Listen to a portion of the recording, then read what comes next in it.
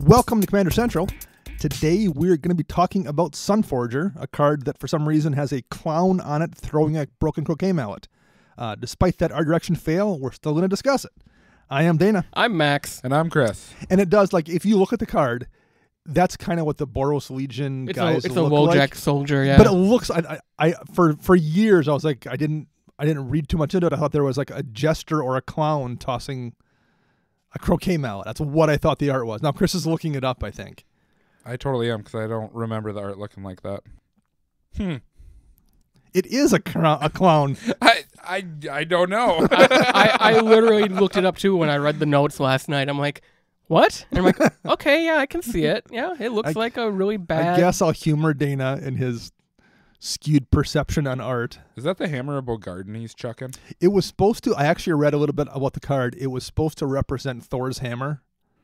Okay. It's not, Thor, but like that's what it was supposed to essentially be, was Thor's hammer. I'm not sure why they did everything else in the card, but that's what it's supposed to functionally play like. So anyway, we will be talking about Sunforger today, a little bit later on in the show, and we have a small deck tech to do at the end. But first, how's it going, guys? It's cold.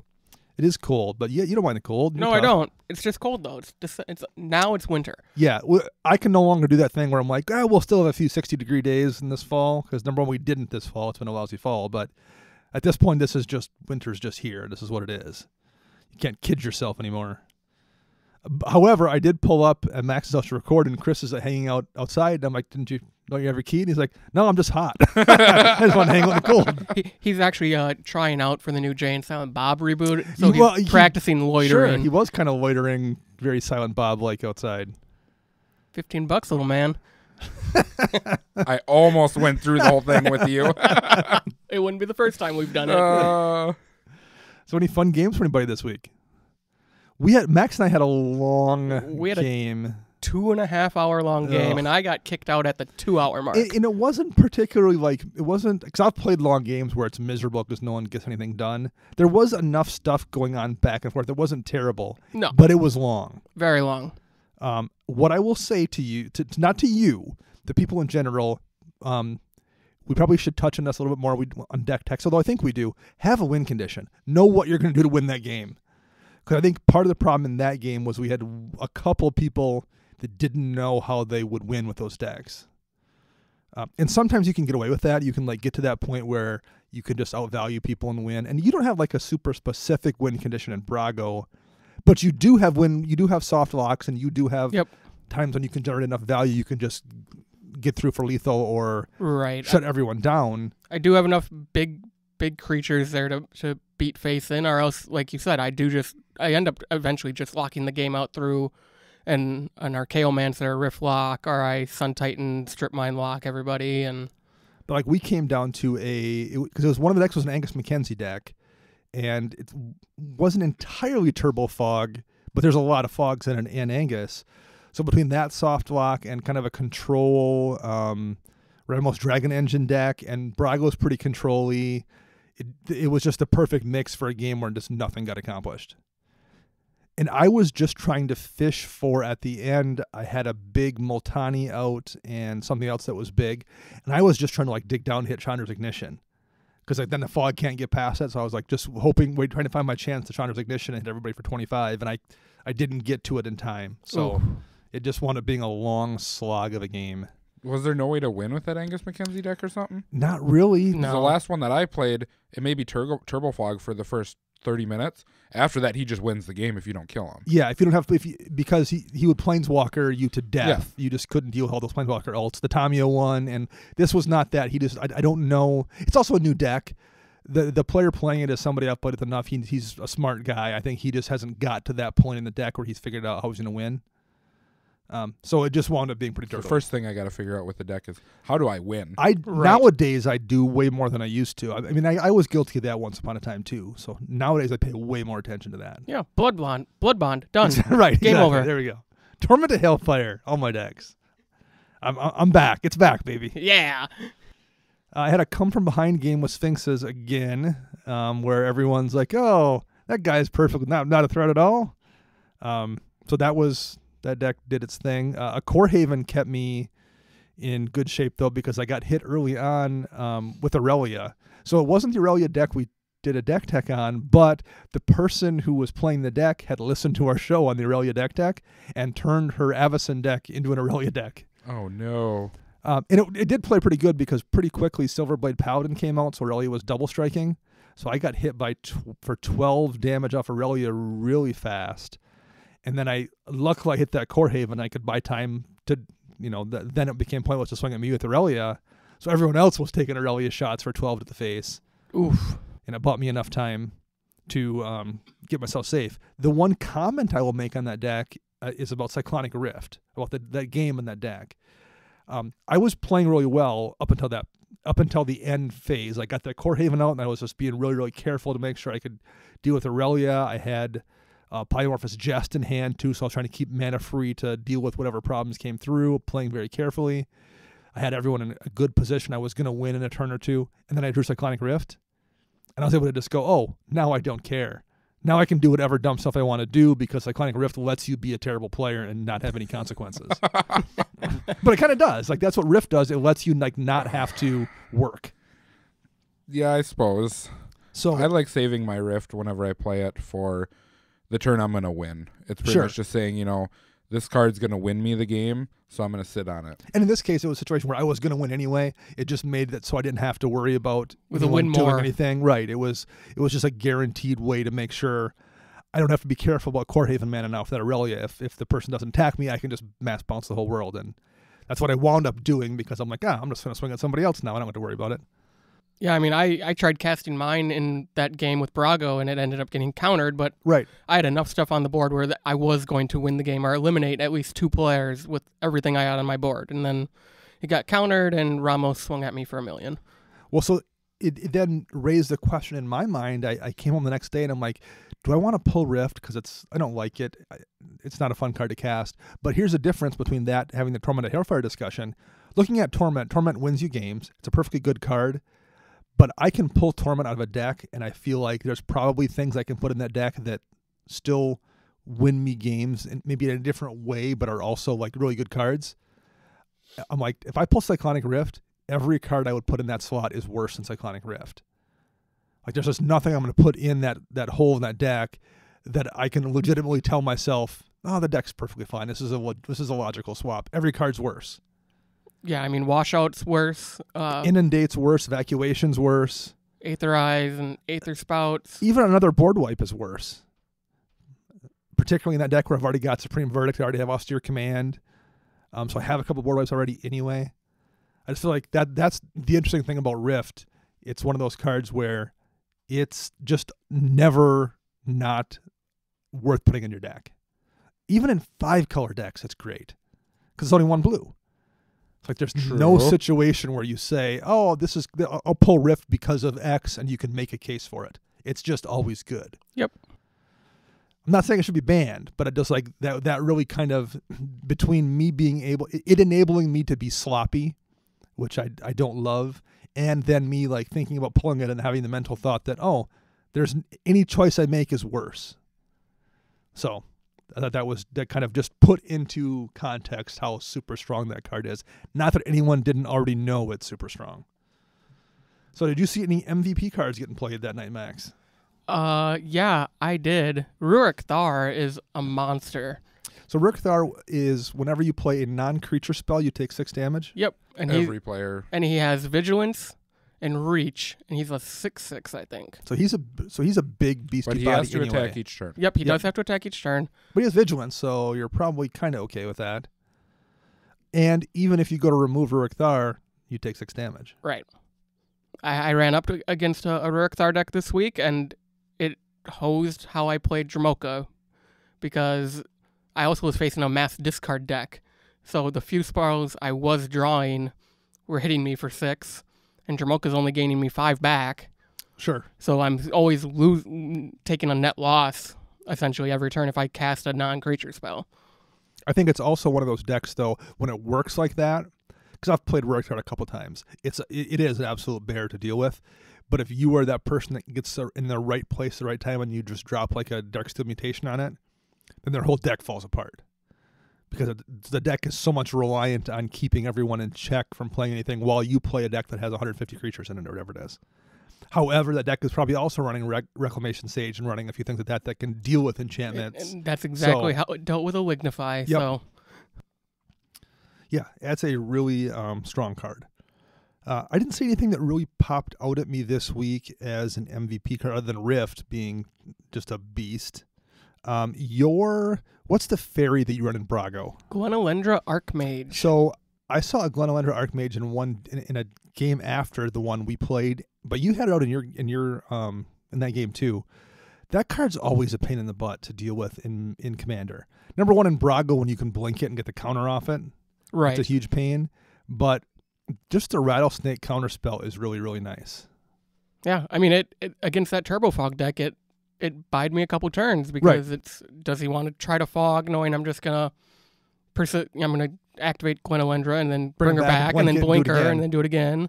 Yeah, that's a card that everyone knows is a good card, but in that deck, it's fantastic. So that did a lot of work, even though you didn't win the game, and it did a lot of work in the next game as well. So if you want to tell us what an MVP card that you saw, where would you find us? On Twitter, at CMDR Central. I'm William Shatner, by the way. You can also find us on Facebook. Search us up, CMDR Central. Find us on YouTube, searching CMDR Central. And you can find us online at www.cmdrcentral.com. And we are also on Patreon by searching CMDR Central, and we have 3 new supporters to give a shout out to this week. So we want to say thank you to Thomas Menard, Brody Mickle, and Austin Honadell. Thank you all very much for supporting the show. We should probably talk about the contest for this month. We certainly should.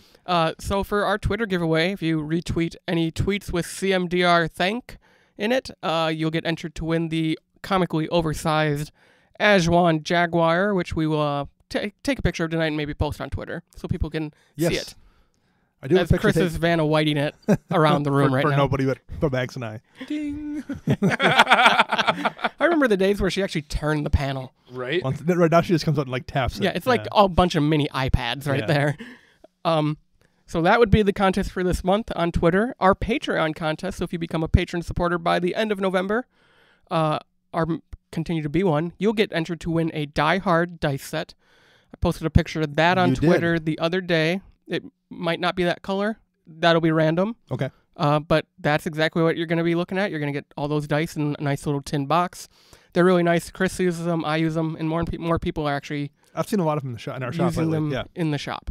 You can also find some cool singles online at flipsidegaming.com. Yeah, use promo code CMDR in all caps, and you'll get 10% off your order. And it helps us keep the lights on here sometimes. Yes, indeed it does. Yep, you can go get your Cyclonic Rift. You can, right. That should be banned. I just bought an Amulet of Vigor through flipsidegaming.com for my Mina Enden deck. Why would you need that? Because I've got so many things. Number one, I got a bunch of fetches that go get my Shockland, obviously, but stuff like that, but as well as Splendid Wreck brings the lands back in tapped, things like that. So I'm going to try it out in that deck. Okay, makes sense. All right. News this week, the only thing that really came down, and everyone out there listening have probably already seen the Ultimate Masters box topper cards that were sent out to people who bought or tried to buy, right, the Guilds of Ravnica Mythic Edition, I believe, right? So it's 40 cards. So first of all, there's 2 things. There's Ultimate Master set, which is going to be coming out in December 7th. And the full spoilers will be out Thanksgiving week. So it's basically a super master set because it seems way thicker with good repeats than the average master set. And in addition, there's 40 box topper cards. So basically, it's the buy a box promo. Every box will come with a sealed box topper that you don't know what it is, and it's one of 40 different cards from this reprint set. And of those 40 cards, 37 of them are really, really good, expensive cards. Yeah. I mean, maybe Kitchen Finks you don't want, or Stirring Wildwoods, or Lava Claw Reaches. I think Lord of Extinction isn't that expensive. But the other 35 cards are all really heavily played staples in some format for the most part. And majority of them are Commander. Yeah, it's a really very Commander-centric set, it felt like. And there's some cards, it's a new art for 3/4 of them, I feel like. Yeah, that I would agree with that. So the Manland cycle from Zendikar got reprinted, or was it World Wake? I think it was World Wake. Whichever one Colonnade is in, so World Wake. Okay. So that cycle got reprinted, and just a bunch of other things like Demonic Tutors in there, and Mana Vault, Noble Hierarch, Tarmogoyf again. Karn. Yeah, it's fantastic stuff. So is there anything you guys really liked out of there, or that you are glad to see getting a reprint? We're not going to spend more than a few minutes on this, but it's worth touching on briefly. I myself, I want the Urborg, I think, to my Yawgmoth, because there's the M15 version, and there's the Time Spiral one that has the same art, and then is there From the Vault? There is a From the Vault. So it's fine. The original art is fine, but then I think the new art in that new frame looks really, really fantastic. So that is the one I am looking forward to for my own use. But just a lot of the cards getting reprinted, it's nice seeing them get reprints. It was really nice to see Demonic Tutor finally getting a reprint. Yes, finally. I mean, I really don't think it's going to impact the price much. Is it mythic or rare? It's a rare. Well, that's okay. So that's decent. But because Vamp Tutor's been mythic the last time or two, was got reprinted, I think. Correct. It was mythic in EMA. But I mean, I still don't think it's going to drop the price that much. Maybe for the first couple of weeks, but I think both versions will just go back to up where they are now at the $50-some range. Yeah, man, it wouldn't surprise me. Ancient Tomb getting a reprint at rare is nice. Yes, at the rare slot. Because that could have easily been a mythic. It wouldn't have shocked me to see it as a mythic. So anyway, we'll get the full spoilers, and I'm sure we'll do a little bit on that once the full list comes out. All we have is the 40 box toppers right now, but I mean, those 40 cards are more impressive, I would say, than any master set we've seen so far by a decent margin, and there's still a lot more stuff they haven't revealed yet. Right. All right, let's talk about a card that at least so far was not in Ultimate Masters. That's Sunforger. I hope it's not. So we've never done a show on a card before, and this was kind of a spontaneous thing. We talked about Sunforger a few weeks ago when we did Dr. Mike's Irelia deck tech, and right after we all agreed we didn't like it, I went to the shop 5 days later on Commander Night and played against actually the deck I mentioned that wound up getting turned into Irelia. It was a Archangel Avacyn deck, and the player, she had a Sunforger in the deck, and it wound up doing quite a bit of work. So then it got me thinking about Sunforger, and like, we all didn't like it. Let's talk about it and see if we can do a Sunforger show. And over the course of doing prep for this, I've changed my mind on Sunforger. I like Sunforger now. I know Max doesn't still like it. So how about you, Chris? Where do you fall? The jury's still out. All right. Okay, so we have Chris who's undecided, Max who still doesn't like it, I who have came around on it. Max, so first of all, tell us what Sunforger is. Sunforger is an artifact equipment. It costs 3 to cast, 3 to equip, and it has an activated ability for a red and a white, and you unattach it, and you may search your library for a red or white instant card with converted mana cost 4 or less, and cast that card without paying its mana cost. So you can unequip it at any time. Right. Equip, however, it can only be done like usual equip speed stuff during your main phase at sorcery speed. But it does give a creature +4 open. That's not nothing. Sure. So why do you not like it? Make the case again. Max is like, I guess, whatever. Yeah. So the first time you use it, you're going 8 mana to cast a 4 mana spell for free. So it's 3 mana to cast, 3 to equip, and then 2 to use. So you're investing 4 mana for that first spell. Yeah. You're investing 4 extra mana for that spell. Whether it's a Path to Exile, which only costs 1, or Swords to Plowshares. Swords to Plowshare, or Teferi's Protection. You're losing mana, essentially. Yeah, you don't have to pay for the spell, but you're still losing, in my opinion, you're losing mana, you're losing your resources just to cast that spell. And it's, in my opinion, it's a very reactionary card, you aren't proactive with it. You are always on the defense with that card. For the most part, yes, particularly because Boros tends to have a lot of kind of defensive spells. Right. You're not going to get a Berserk that you can use mid-combat to change the outcome of combat damage for the most part. You're not using it to go get a hatred or something. It tends to be used defensively or responsively to deal with a problem. Not always, right. but often enough. Okay, so what else? Or is that the main problem you have? Those are my two biggest problems, is the fact that it's so mana intensive. Even once you start using it again, now you're still losing at least 1 mana because you have to spend 5 to get something at 4 or less. And then the other part is, it's, in my opinion, it's a very defensive spell where I don't want to have to rely on that to save my butt from an Alpha Strike or something. Chris, why are you undecided on Boros? I changed my mind. Max's argument is so weak over here. Dang it. I'm thinking about this logically in my head right now, and I'm like, wait a minute. Why would you use it as a reaction? Why not just equip it and sit there? And at the end of your turn, at the end of the next turn, you just go, 2 mana, I'll go search something. Because then draw. But you have to cast it. You have to cast it. So if there isn't a great target, you put yourself in that position where if you don't burn the unequip, which is fine, you can just leave it unequipped, and then it comes back around and you take your normal turn. But it's nice to utilize those 2 mana to re-equip it for 3 and be back in that position again to get value out of it every turn. So you can sit on it, but it's also nice to, if you've done all the work to get it out and equip it, you kind of want to utilize it for things. And unlike if it was in green where you're like, oh, I didn't have a chance to go get whatever, I'm going to burn it on a crop rotation that I can go use to turn this basic land into a Nykthos and tap for 7 or something. There's nothing that I can think of top of my head as an instant speed that you can really go get in white or red that's going to let you do that, aside from Tithe. Risk factor. Risk factor, too. Sure, you can get some value out of that. If you're running risk factor, Very which true. Chris is, and Max Abzan is. Charm. Yeah. In Abzan, yeah. Well, that's the other. I have a huge list. That's basically was my argument against it as well, Max. Yep.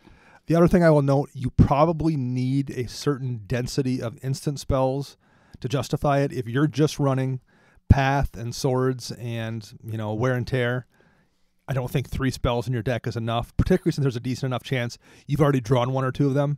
Right. So I don't think it's worth having unless you've got a particular density of spells. I don't know what that density is, but I know it isn't 4 spells because, Max, do you know how many spells you have in your Tajik deck that qualify for Sunforger? Well, I don't care because I don't run Sunforger well, and Tajik. You have 4. I checked. Yeah. So if you put it in your Tajik deck, it probably wouldn't be enough. Right. Chris, do you know how many spells you have in your Alesha deck that would work with? That list is outdated. Maybe about 5. 4.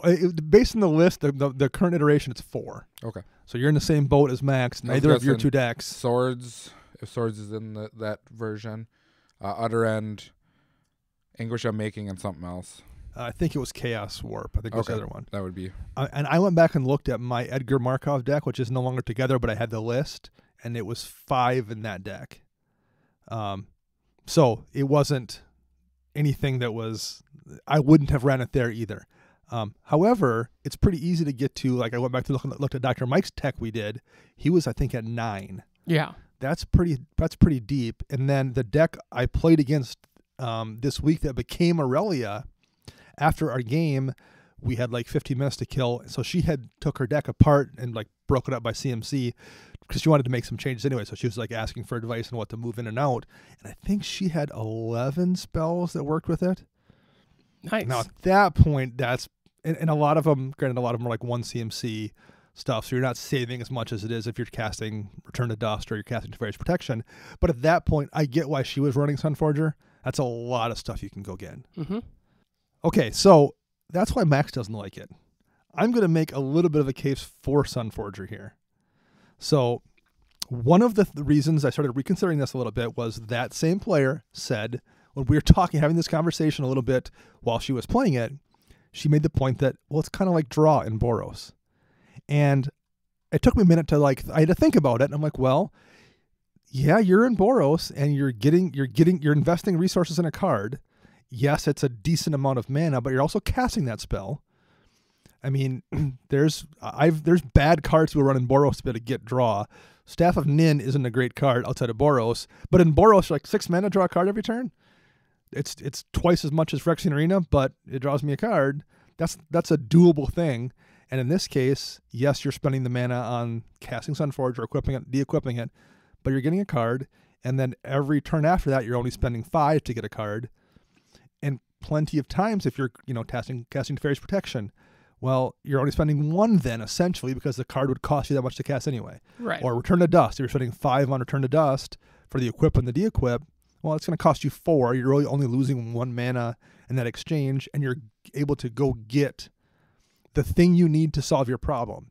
So that takes me to the next step is, yes, it's primarily defensively used, but it can also solve a lot of problems.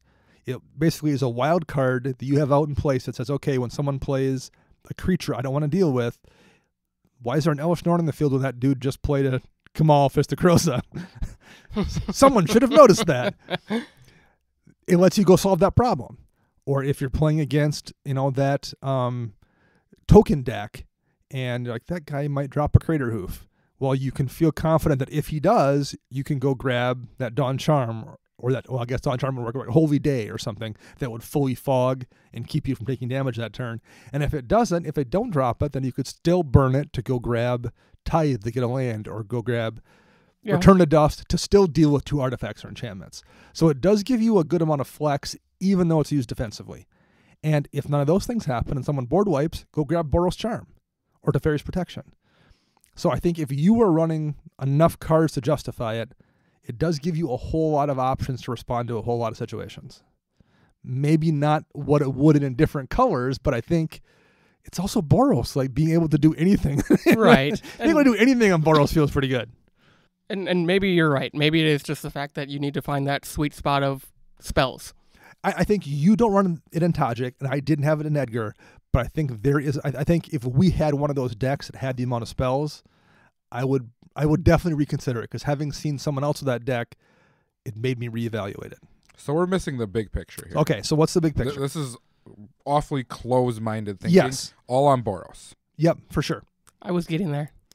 Right, What? yes. We've been focusing on Boros. Yes. But Yes. here's the important part about Sunforger. It's white or red instant. White, red, but not white and Oh. red instant, or not No. just white or red instant. Right. It can be 3 colors. It can be 4 colors. It can be whatever. It can mean 15 colors if they eventually go that far. You mentioned this before when you mentioned the cards in your Lesser deck, Anguish Unmaking. Anguish Unmaking is a white instant spell. It's a white and a black instant spell, but it's still a white instant spell. So if you're playing other colors, you can then go get those cards. Yeah, when you wanted to do this, I looked through, and with the Ramos build that I'm building, it actually makes me want to change it from my budget version to more of a tweaked version. Okay. To run Sunforger in a 5-color deck. Any particular cards that you want to grab with it that you liked? Artifact mutation, aura mutation. I mean, all of those cards. You got the Abzan Charm, Jeskai Charm. They're all multicolored cards. Yep. That trigger Ramos. But they have the right colors in them. Yep. But they have the right colors. Being able to go get those 3-color charms and put 3 counters in Ramos while also casting a spell. Yep.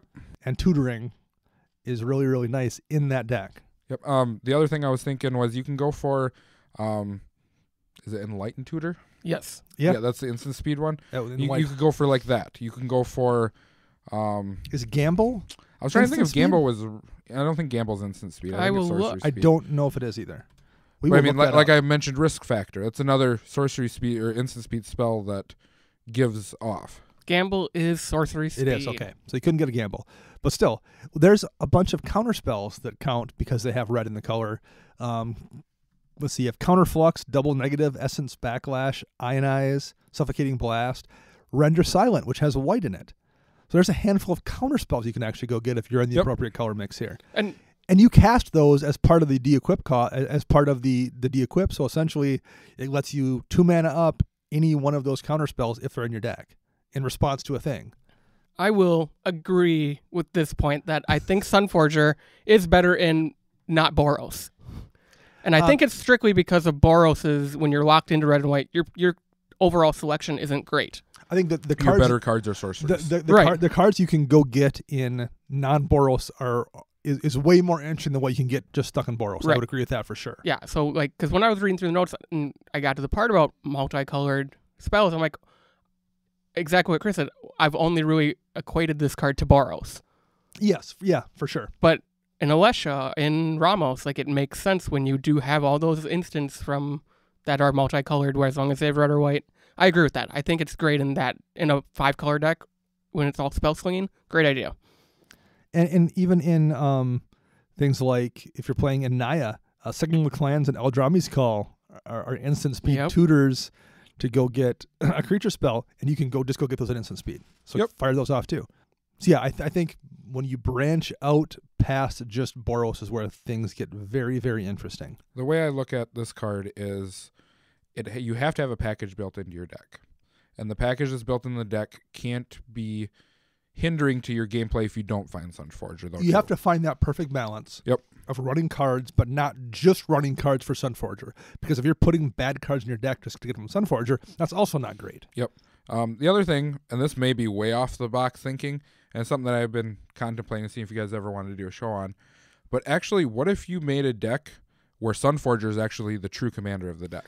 Kind of the hidden commander of the deck. Well, that's what the player who I was playing against, that's what she said. She's like, it's an Avacyn deck, and now it's Irelia, but she's like, Sunforger's kind of my secret commander. If I have that out, the deck is so much better. Yeah. So that was one of the things that comment also made me kind of reconsider Sunforger. So yeah, that's kind of a fun thing you can then do. Yep, because you could pack your deck full of tutors that go for artifacts or other stuff. Right. And you go for that, and you go, you guys got something? Otherwise, I'm just going to start going ham every turn. I think you might want to be in Jeskai because there's a few tutors in blue that let you go get artifacts as well. I'm still thinking 5-color. Oh, I think 5 color. I like 5 color. Where you want to be. Ramos for sure. I think is because makes a lot of sense. He's colorless, so he comes out, and then you just go for that, and all those charms are instant speed. Yep. And qualify. Are the commands instant speed? Yes. Are they? Like okay. Jamoka, command. Yep. Yep, they're all instant speeds. There's quite a few combat tricks you can grab too, like Master Warcraft, Deflecting Palm, a Hallowed Moonlight. Something you could go grab if somebody's. Yeah, they're all defensive combat tricks. They're I did defensive. the math with it. You really don't want to be unequipping a +4/+0 Correct. for a combat trick. Well, that's the other note I have Unless here. you could get Tainted Strike. Right. But Well, you can't. Oh, shucks. That's the other note I had here. Max kind of like blew off the +4/+0, and it isn't that amazing necessarily in a lot of commander decks, but like First Strike in Alessia deck, Alessia's a pain in the butt, which she had 3/2 with First Strike. Yep. Having her be a 7/2 with First Strike, 3/2 kills a lot of things with First Strike you wouldn't think it does. 7/2 kills everything for the most part with First Strike. Bring it, Rukthar. Nice. Right. And then you have the de-equip option after combat to then go get something. But there's a lot of Boros commanders. Like, again, we're focusing on Boros heavily because Boros tends to need the most help. But Akali Lineslinger has First Strike. Edgar Markov has First Strike. Max's old deck Lycia has First Strike. And the new Tajik has First Strike. So that also makes a pretty big difference in those commanders. And talking about Irelia, we talked about putting Irelia on a 2-turn clock. That puts Irelia on a 2-turn clock, even if you are just using it for that purpose. Irelia goes from being the 3/4 to a 7/4 with 2 combat steps. That's 28 damage. It's definitely enough commander damage to kill somebody. For sure. So that is an easy thing to ignore and not think about the ramifications of +4/+0, but it's not bad. I think that's pretty useful. The one thing that I didn't look up, and you guys can correct me, Dana, actually you would be the perfect one because you actually built the deck around it. Are any of the extra combat step spells instant speed? There is one that's instant speed, but I think it costs too much to go fetch. Okay. So I don't think you can go get any. I wonder if it'd be another little cute shenanigan to go, oh, I attack, and they're like, okay, no, whatever, no blocks, I'll take it. And you're just like, wha-bam, surprise! I wonder if there's, I don't think there's a way to do it. The closest you would have is Master Warcraft that lets you choose what creatures block. That's 4 mana, you could go grab that, but I think that's about it.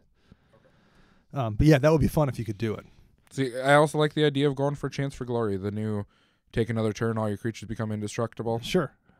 Yeah, at that point in time when the person thinks that, oh, okay, well, I'll survive this combat step, you just go get another extra turn, and that essentially gets you there. Max, have we convinced you? Or do you have a counter case back to make now? I don't have a counter case. I am more convinced than I was when I started prepping for this show. So I still don't think it's the best card in the world, and I think I'd rather just run something else over it. So I will say this in your defense. I think based on my experience with Sunforger, people probably run Sunforger too often in Boros decks because they haven't sat down and looked to see how many cards I can get. They've just heard Sunforger's great, and they saw somebody else use it to go get a Boros Charm to save themselves and thought, oh man, that's so strong, I should put it in my deck. And unless you have probably 8, I would guess. Maybe it's 6, but I would guess closer to 8, if not more spells. I'd rather have upwards of 10 plus. If not 10, right. If you're in Boros, you need to be 8+ if I you're would in think. multicolored. Anything red, white, X, I think that number can maybe be a little lower because you have more options. I think you're probably right there too. And I think maybe if you're playing something where you can go with the blue counter spells, that maybe changes it anyway, because having that flexibility to go get your counter spell or go get a removal spell or whatever, that might help. So I think number one, I think you're right. It doesn't go in every deck. It's probably overplayed. Number two, I think, like we said, you need to know what you're going to go get in your deck. I also think it requires you to know what's in your deck. Not only do you have to have a plan in terms of I'm running 8 spells or whatever they could go get, you need to know what those spells are when you equip that card and you leave that mana open. You need to know what you can go get to solve what problems. You don't want to be going, I'm going to unequip Sunforger and let's see what's going on in the middle of combat while everyone else waits while you flip through looking for the exact answer. Did I run a Holy Day in here? Did I run a Comeuppance? Did I run a Teferi's Protection? You should know what you're going to go get and have a plan for it, which I think is also something people maybe don't do a great job at.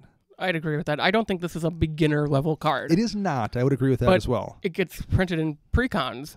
Yes. So it's portrayed as a beginner level card because, yeah, it +4/+0 is nice, but those precon decks don't have 8 instants that are red or white for you to go grab. I also think it encourages you, not only is it not a beginner card in terms of playing it, a lot of the best spells to go grab aren't beginner level spells. All of those counter spells that have red in them are not commonly ran counter spells.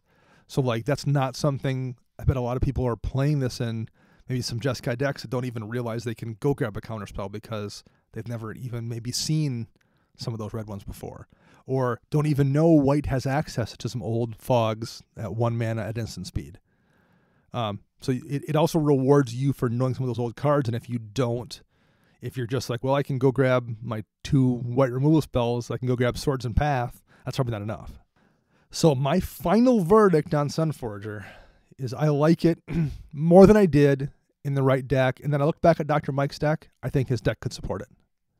So the deck we teched when we're all like, I don't like Sunforger, and we agreed, I think reevaluating it, thinking things through, looking at how many spells he's running, it's playable in that deck. I don't want to hear him rub that in our face now. See, my argument to that case is going to be that they could be better instants that he has in the deck. Yes, right, for sure. Yes. But we went over which ones I would upgrade those to, and I think if you made those upgrades. And one other thing I would point out, Mistvale Plains is a land that you can get that lets you put a card in your graveyard in the bottom of your library. Mistvale Plains, being a plains, is fetchable with Tithe, which is castable off Sunforger. So you can Sunforger, if you have a Tithe, and Tithe isn't cheap, Tithe is like $15 now. But if you Sunforger Tithe to go get a Mistvale Plains, you just reload your deck. You can then reload. You can then reload then. So that's an interaction. If you were running it, it's worth skipping your morning Starbucks for a couple trips and getting yourself a Tithe before that card goes up any further. It's on the reserve list. I don't know who you're playing with that doesn't play Graveyard Hate, but that's never going to work. Although, even if you're playing, like, I've had those games, and I'm sure you guys have too, where you're like, I've got 5 pieces of Graveyard Hate in this deck, and I know he's got 4, and no one's seen it for 7 turns. Like, I've had those games. On the other hand, I had a game this week, I should have mentioned this earlier, where came around me to turn 2, and I'm like, well, I'll drop a Rest in Peace, and I played it, and then the person who was playing Azani was nice. Like, oh, so I guess I'm done. And he had a removal for it, but he didn't hit his removal either. So like there are times that also works as well. Okay, Sunforger. That's our final conclusion. Max came around it a little bit. Chris has a little bit too.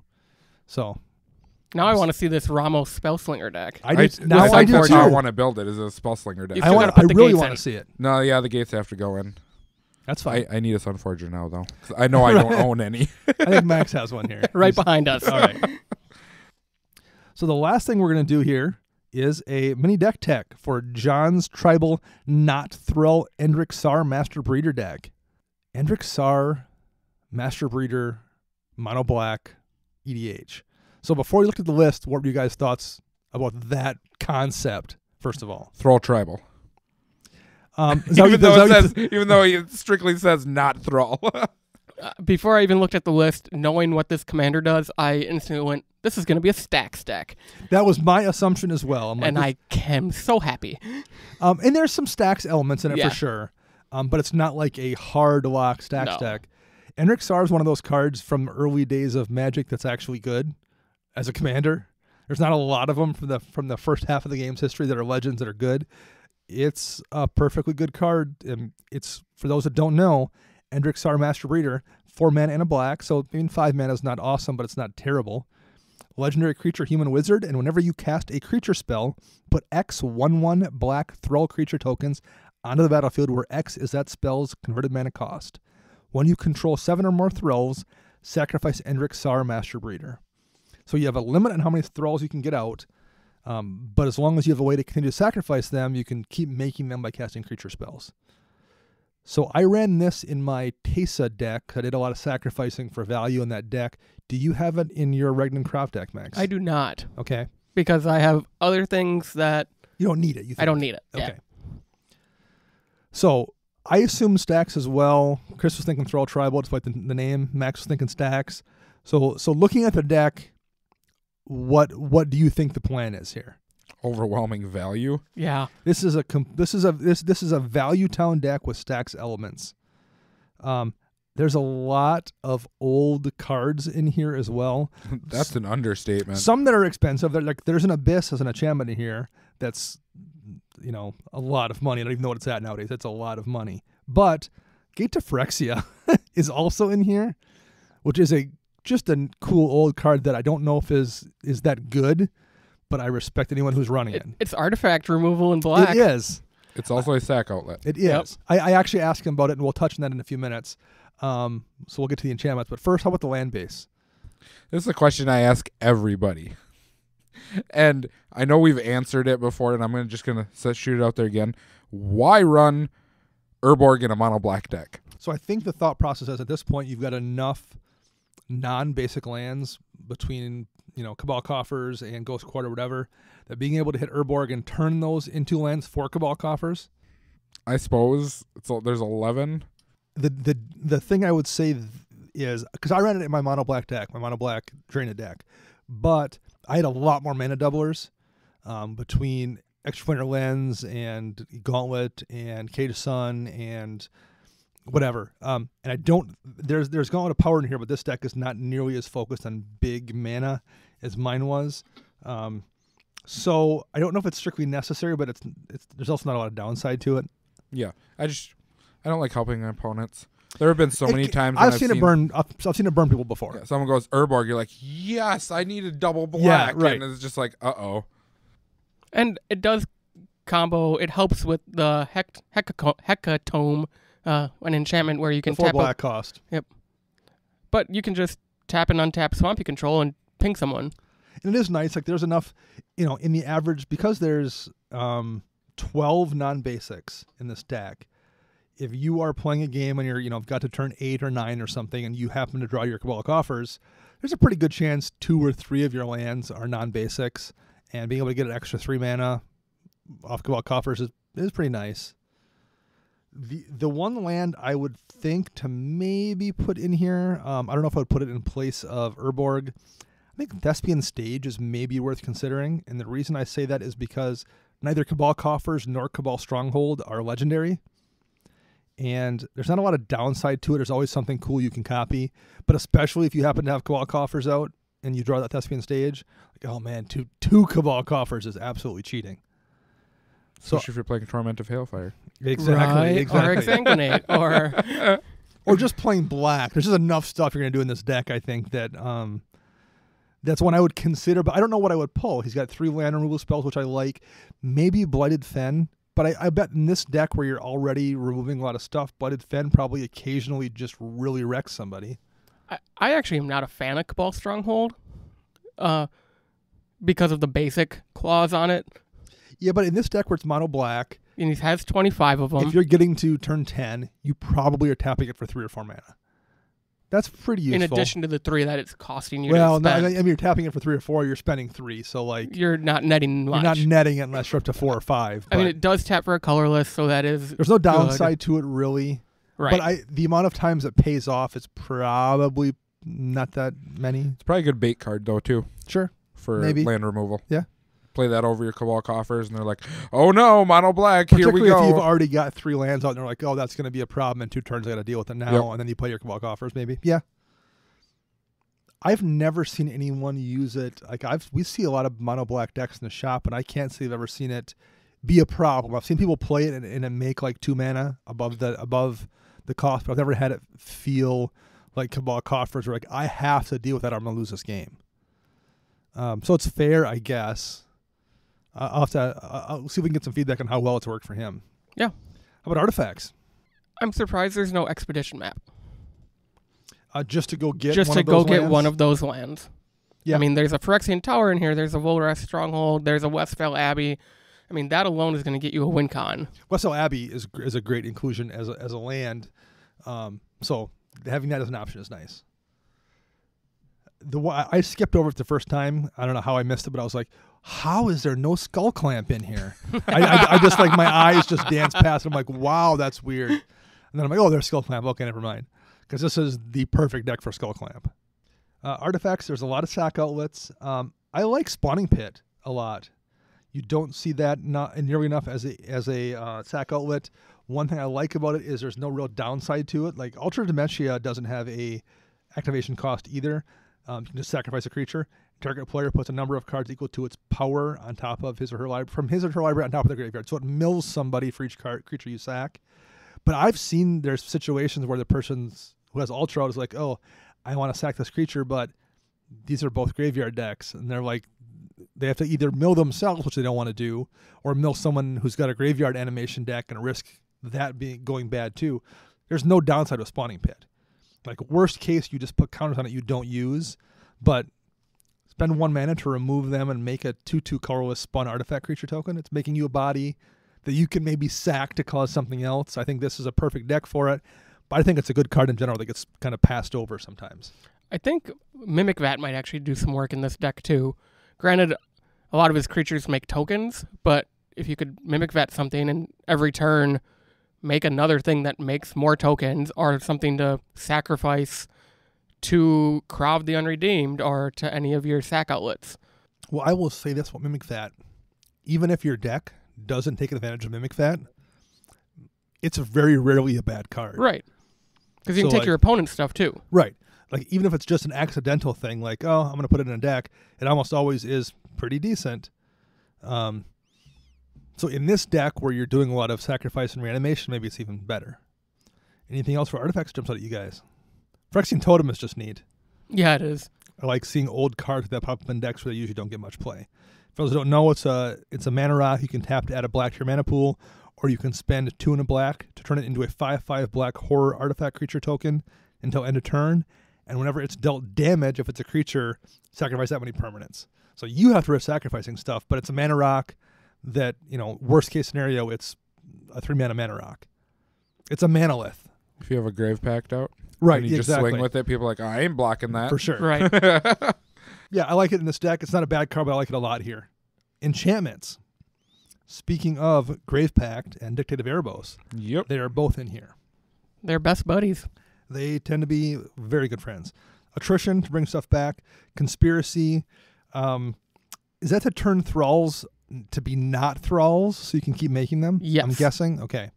Which I like. That's a clever use of that card in this deck. Usually you're trying to make something a type that you can gain advantage from. This time you're trying to do it. You're making them away from that creature type. Right. So that's clever. I like that a lot. Gate to Phyrexia, we kind of mentioned. It's an old enchantment from Antiquities. 2 black, sacrifice a creature, destroy target artifact. Unfortunately, it says activate this ability only during your upkeep, only once per turn.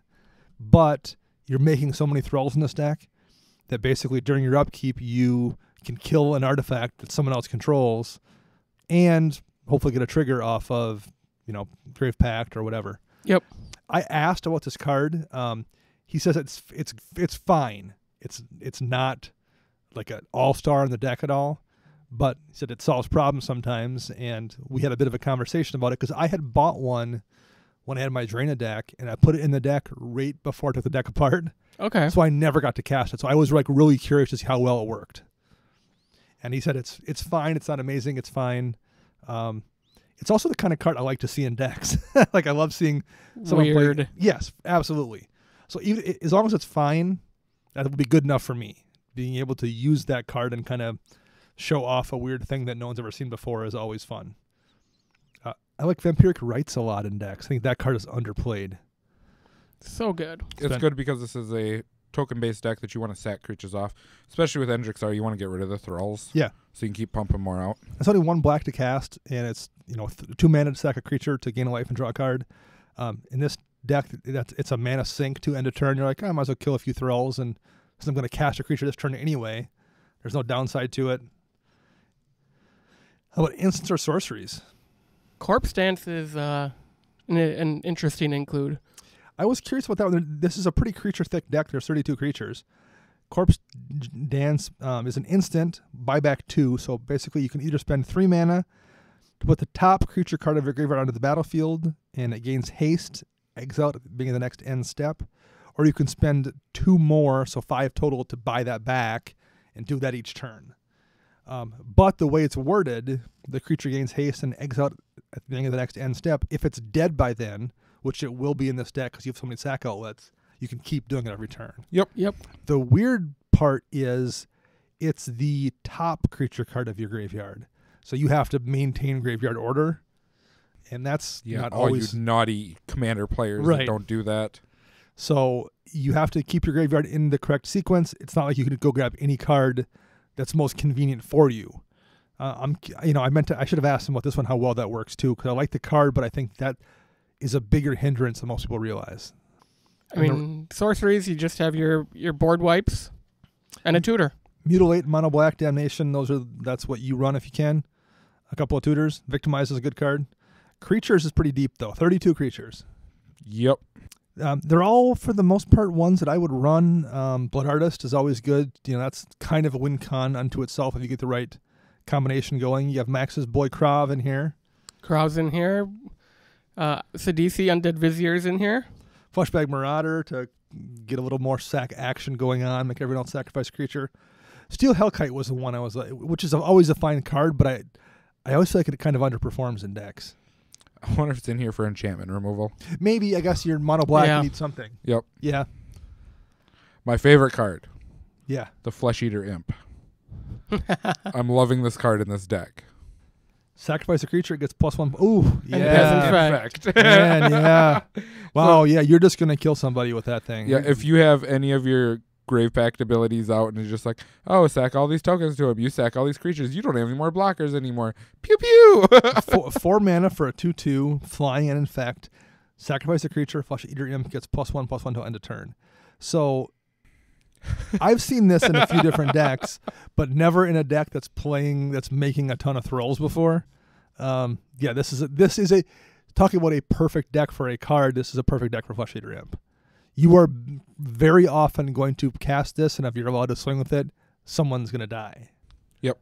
And you always pick the least scary person on the board. The least scary. Oh, why is that? Yep. Because they're going to kill you later if you don't. Sure, that's true. If they're playing Sphinxes, definitely. Because Flesh Eater Imp's going to die on the next turn. Someone's going to kill it. Right. So kill the one person who you know is going to end up catching up to you later. So any final thoughts on this deck? I was kind of looking for... I was trying to find targeted graveyard hate when I was looking at this deck. Okay. Because you don't want the mass grave hate because you need your graveyard for some of the enchantments and Corpse Dance. So I would maybe suggest like a Leyline of the Void or like Agent of Erebos. He doesn't run a lot of enchantments, but if you can get 2 or 3 activations off of it and take out your opponent's graveyards and then sack it to something or just keep recurring it, it might do okay. Or even like a Nalel Spellbomb. Yeah. Or something like that. It wouldn't hurt to have 1 or 2 or 1 or 2 more cards. That Scavenger Grounds. There is a Bajuka Bog, but Scavenger Grounds never hurts. Yep. I felt like I'd maybe have a little more draw. Yeah, I had that as well. I don't know what specifically. Like Skull Clamp's great, and maybe he has enough tutors he can routinely go get Skull Clamp. But if you lose that Skull Clamp, you're kind of in a dire situation then. I would like maybe a little more draw. I don't know. This is a good deck for Costly Plunder. Right, yeah. I mean, 2 mana, sack a dude, draw 2. or what's the is it Agent of Bolus, where when it comes into play you Disciple sacrifice of Bolus. Disciple of Bolus. It also has a sacrifice clause about the note, so it kind of fits the deck's theme and draws you a few cards. That would be a decent one to have here as well. Overall, I like the deck quite a bit. I think it feels relatively tightly tuned, but I also think it's oddball enough to be interesting, and that's a good combination in a deck, I think. I'll agree with that. Yeah, it looks very interesting to play. And maybe one day we'll get to meet him and play against it. Yes, I'm hopeful. Chris, final thoughts? I love it. I want to kill someone with that imp so bad. That's just like my dream right now is just like the perfect scenario of having that thing out and just roar. Boom. Well, Max, you know what? You're right in Krav deck. Is that what you're thinking? That's literally why I'm giggling like a schoolgirl over here. Oh, Krav's off the field. I guess I'll play Flesh Eater Imp. I guess I'll do some with all these tokens. Yep. I guess if I have to. I guess I'll take Tainted Strike out of the deck. Yeah. Thank you very much for submitting the deck, John. We appreciate it. It's a fun deck to see, and I want to play you at some point in time if we are remotely near one another at a GP. So we will find you if we're going to be close, and we'll play a game for sure. Yep. You just introduce yourself, and I'll make sure that I'm playing Sigarda, Host of Herons. Or right, exactly. Like that. For a side note question, and this is something you guys can kind of think of maybe for next week, or unless you have an answer today, are there any other cards like Sunforger that you don't like that you think are worth examining again? And we can put this on Twitter for our users as well. So like cards that you initially dismissed that you want to maybe take a closer look at. We can do another single card show down the road too if there's one like this you want us to talk about. So this is a question that you don't have to answer on the air, you two either. Just think about it. See if there's one that you guys want to do. I was actually maybe thinking Rift, but we can talk about it off mic here. I can bash Rift for an hour. So could I. I probably could too. All right. Until then, I am Dana. I'm Max. And I'm Chris.